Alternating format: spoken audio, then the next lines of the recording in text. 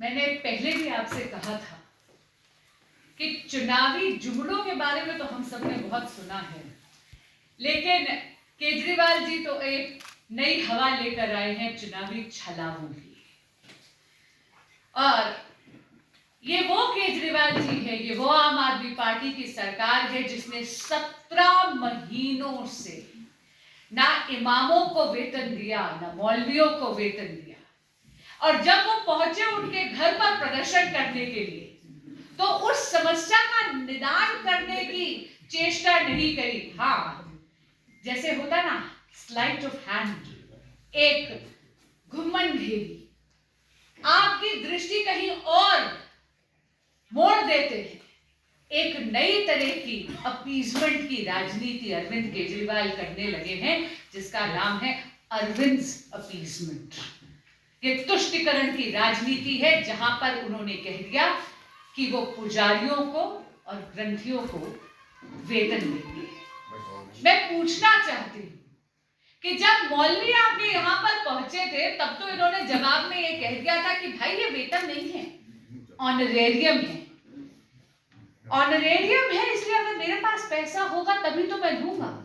मैं पूछना चाहती हूं कि केजरीवाल जी, सरकार आपकी है, आजकल तो कोई भी मॉडल कोड ऑफ कॉन्डक्ट नहीं लगा, तो आप चुनाव की प्रतीक्षा क्यों कर रहे हैं? एक दशक तक आपने ना पुजारियों का सम्मान करा, ना धर्म स्थलों का सम्मान करा, ना ग्रंथियों का सम्मान करा। आज जब चुनाव निकट हैं, तो आप उनको वोट बैंक की राजनीति के तहत उनका स्मरण कर रहे हैं, उनको ये झूठे वादे दिखा रहे हैं। आपकी तो सरकार है, आप क्यों नहीं कहते आतिशी जी को आज ही कैबिनेट नोट में सैंक्शन करवाइए, प्रस्तावित करवाइए, क्यों रुक रहे हैं? मैं पूछना चाहती हूं, मीटिंग बुलाइए, महिलाओं को जो सम्मान देने की आप घोषणा करते रहते हैं, पंजाब में भी आपने यही वादा करा था, लेकिन पंजाब की बहनें आज तक एक एक पाई के लिए तरस रही हैं। वहां पर भी आपने वादा पूरा नहीं करा। यहां भरी ठंड में बहनों के साथ आप रजिस्ट्रेशन का बहाना लेकर उनका पर्सनल डेटा ले रहे हैं। लाइए ना वो योजना, अभी लागू करिए। संजीवनी योजना की आप बात करते हैं, आप ही की दिल्ली की सरकार के अफसर नोटिफिकेशन निकालते हैं कि संजीवनी नाम की कोई योजना नहीं है बड़े बुजुर्गों के लिए। उसी तरह आपने एक नया चुनावी छलावा शुरू कर दिया है। आज से आपने ग्रंथियों को और आपने पुजारियों को कह दिया कि आप रजिस्ट्रेशन करिए, कोई योजना नहीं। आप तो सर्वशक्तिशाली हैं। आप ही का बयान था ना दिल्ली की विधानसभा में, इन्होंने कहा था हम हैं दिल्ली के मालिक। तो मैं गुहार लगाती हूं आपको, आइए लागू करिए ना, कैबिनेट नोट लाइए। आप क्यों चुनावी छलावा कर रहे हैं? आप क्यों पुजारियों को, ग्रंथियों को, महिलाओं को, बड़े बुजुर्गों को, दिल्ली की जनता से झूठ बोल रहे हैं? मैं एक और बात पूछना चाहती हूं, ये अरविंद अपीजमेंट जो है, इसमें क्रिश्चियन कम्युनिटी कहीं नहीं आती क्या? क्रिश्चियन प्रीस्ट्स, क्रिश्चियन पादरी, क्रिश्चियन फादर्स, उनको नहीं देना? अरविंद अपीजमेंट गिने चुने समुदायों के लिए ही उन्हीं का सम्मान करती है और बाकी समुदाय का क्या अपमान करती है? वो जो मौलवी आपके द्वार बैठे हैं 17 महीने से, जिन्होंने जो वेट कर रहे हैं, जिनको आपने ऑनरेरियम नहीं दिया है, उनके अपमान का जवाब कब देंगे केजरीवाल जी? जो क्रिश्चियन प्रीस्ट, पादरियों को आपने सम्मान के दायरे से बाहर रखा है, उनके अपमान का जवाब कब देंगे केजरीवाल जी? और ये जो झूठ आप पुजारियों से और ग्रंथियों से कह रहे हैं, जिनको आपने कहा था, मौलवियों का आपने कहा था कि हम देंगे, 10,000 से 18,000 बढ़ाया था, उनके लिए जो योजना लाई थी वो तो आज तक एक पैसा नहीं दिया, 17 महीने से 1 रुपया नहीं दिया। नए लोगों को छलावे में और लेकर आ रहे हैं, कुछ नहीं। अरविंद अपीजमेंट का गुरु मंत्र बता देती हूं आपको। विद्यालय का करा था वादा, मदरालय का जाल बिछाया।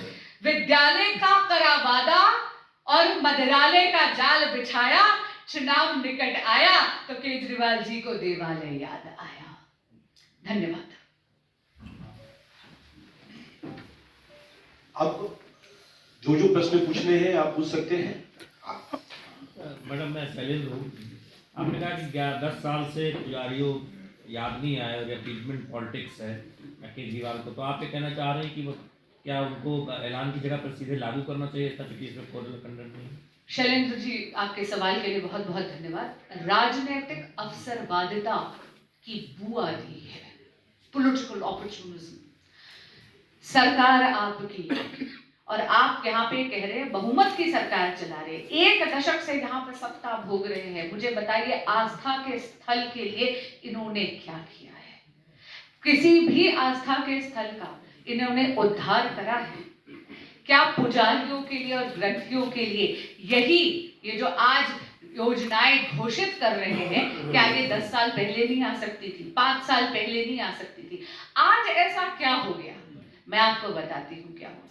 क्योंकि इन्होंने 17 महीने से इमामों को और मौलवियों को वंचित रखा और वो अपनी वेदना व्यक्त करने के लिए इनके द्वार पहुंचे। उनकी समस्या का निवारण और निदान ना हो और ध्यान भटका दिया जाए, इसलिए अरविंद अपीजमेंट का एक नया फॉर्मूला लेकर आए हैं, जहां पर चुनावी छलावा कर रहे हैं पुजारियों के साथ और ग्रंथियों के साथ। ना उनको 1 पाई दी, ना इमामों को 1 पाई दी, ना पंजाब में महिलाओं को 1 पाई दी। संजीवनी नाम की कोई योजना ही नहीं है। आप देख लीजिएगा, ये भी चुनावी छलावा है पुजारियों और ग्रंथियों के साथ। और पुनः पूछना चाहती हूं, क्रिश्चियन पादरियों को इस योजना से बाहर क्यों रखा? क्योंकि योजना है ही नहीं, केवल एक झूठी घोषणा है।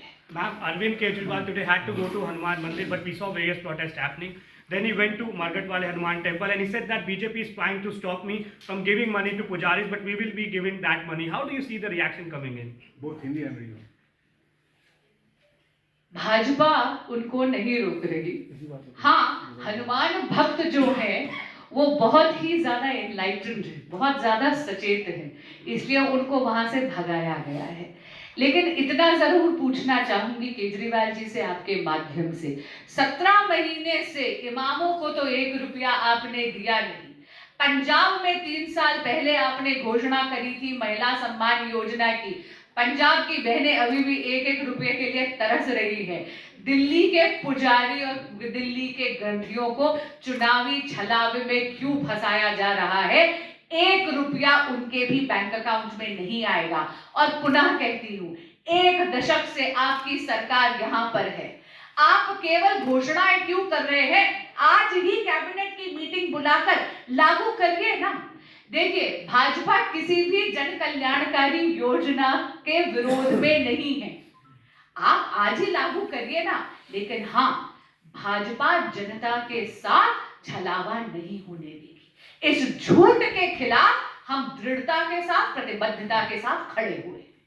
माधुरी जी, अगर बात की जाए तमाम ऐलान की, चाहे नारी को लेकर किया गया और चाहे संजीवनी और चाहे अभी संतों को लेकर, सब ऐलान केजरीवाल ने किया, लेकिन कॉन्स्टिट्यूशनली अगर देखा जाए तो सीएम को करना चाहिए। तो आपको क्या लगता है कि केजरीवाल आज भी अपने आप को सुपर सीएम समझते हैं? बहुत ही दुर्भाग्यपूर्ण बात है कि हमारी राजधानी दिल्ली आज एक ऐसे काल से गुजर रही है जहां पर महिला सशक्तिकरण की जो मूवमेंट है, वुमेन एम्पावरमेंट की मूवमेंट है, उसको भी 100 साल पीछे धकेल दिया गया है और हमारे संविधान का भी मजाक उड़ाया जाएगा। कितनी सहजता से, कितनी सरलता से केजरीवाल जी ये कह देते हैं कि माननीय मुख्यमंत्री आतिशी जी एक काम चलाऊ सीएम है, एक टेम्पररी सीएम है। क्षमा करिएगा, पर केजरीवाल जी को मैं याद कराना चाहूंगी कि अब वो एक विधायक जरूर हैं, लेकिन किसी भी कॉन्स्टिट्यूशनल पोस्ट पे उस तरीके से नहीं है जब वो मुख्यमंत्री थे। उनके पास कोई भी ऐसी अथॉरिटी नहीं है कि वो दिल्ली के मुख्यमंत्री आतिशी जी को टेम्पररी मुख्यमंत्री कहें। और जब वो ऐसे बयानबाजी करते हैं या अनअधिकृत तौर पर ऐसी योजनाओं की घोषणा करते हैं, तो न वो केवल संविधान का अपमान करते हैं, महामहिम राष्ट्रपति जी का भी अपमान करते हैं और माननीय उपराज्यपाल जी का भी अपमान करते हैं, इस देश के लोकतंत्र की हत्या भी करते हैं। बांसुरी जी, एक सवाल ये है कि केजरीवाल जी जिनको देना चाहते हैं ये एमोल्यूमेंट, क्या देश में, दिल्ली में बहुत सारे जैन भी हैं, बहुत सारे बुद्धिस्ट भी हैं, और बुद्धिस्ट जो हैं वो शेड्यूल कास्ट में आता है. Isn't this constitutionally wrong for mistreating of scheduled caste? One. And second, Kejriwal was said or quoted saying that Yamuna se vote nahi aata hai.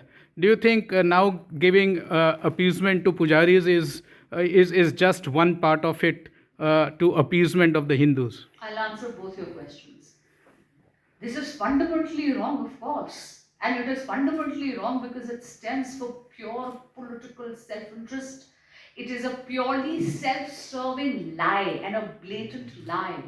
And that is where the falsity and the fallacy of this claim. It is not a promise. ये वादा नहीं है. The second aspect is, आपका दूसरा सवाल क्या था? दूसरा सवाल, Kejriwal has been quoted saying कि यमुना से वोट नहीं जीता जाता है. Now that he is giving emolument और to Hindu pujaris, does that mean that he is trying to falsify और trying to cover what has happened to people? Absolutely false narrative. रही बात यमुना जी की, तो आप सबको याद होगा बहुत बड़े बड़े वादे करे थे. हम सब वो दृश्य नहीं भूल सकते जब हमारी माताएं और बहनें छठ महापर्व पर सूर्य नारायण को अर्घ दे रही थी और सफेद कलर के टॉक्सिक फोम से घिरी हुई थी. प्राइवेट घाट पर या घाट खोदकर यमुना जी पे हम जाकर छठ नहीं मना पाते. घाटों पर जाके खुदवाकर घाटों पर हमें छठ महापर्व इसलिए मनानी पड़ रही है क्योंकि यमुना जी पहले से ज्यादा मलिन हो गई है. मीडिया के बंधु ये जानते हैं कि एक सार्वजनिक मंच से स्वयं केजरीवाल जी ने अपनी विवशता और अपनी विफलता दोनों को स्वीकार करा था. लेकिन आपको याद होगा बहुत ही कैवलियर और बहुत ही नॉनशलांट वे में उसको ब्रश ऑफ भी कर दिया था. उनकी जो सच्चाई है कि वो केवल वोट बैंक की राजनीति कर रहे हैं, वो इस वीडियो से झलक गई थी. यमुना जी पर उन्होंने ध्यान इसलिए नहीं दिया क्योंकि उनको लगा कि यमुना जी से उनको वोट नहीं मिलेंगे. ये पूर्वांचलियों का अपमान है.